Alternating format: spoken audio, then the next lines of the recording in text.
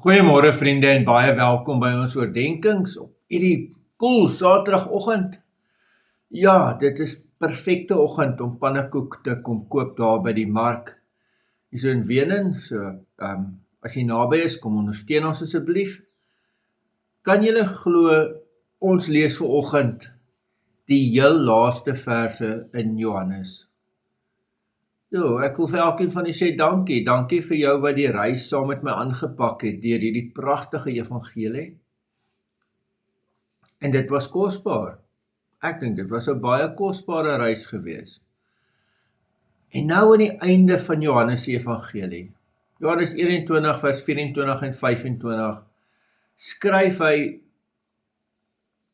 eintlik net 'n paar laaste opmerkings. Dit sal gesê word, dit is daardie disipel wat van hierdie dinge getuig en hierdie dinge geskryf het. En ons weet dat sy getuienis geloofwaardig is. Daar is nog baie ander dinge wat Jesus gedoen het.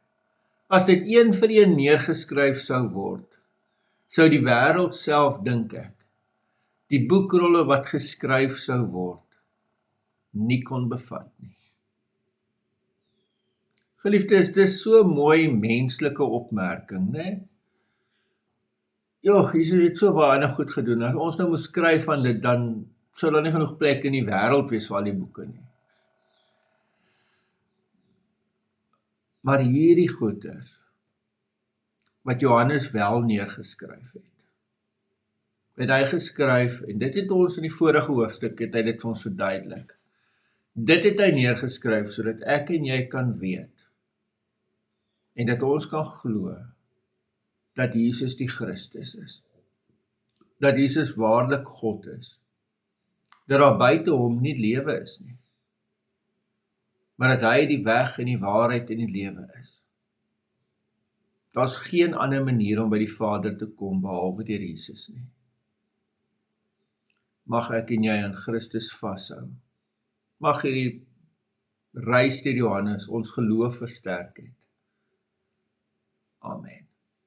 Here almagtige God, baie dankie vir die woord. Dankie vir 'n pragtige Bybelboek soos Johannes. Dankie dat ons daaruit kon leer. En Here, ek wil bid dat U ook dit in ons lewens sal gebruik, tot eer van U heilige naam. Amen.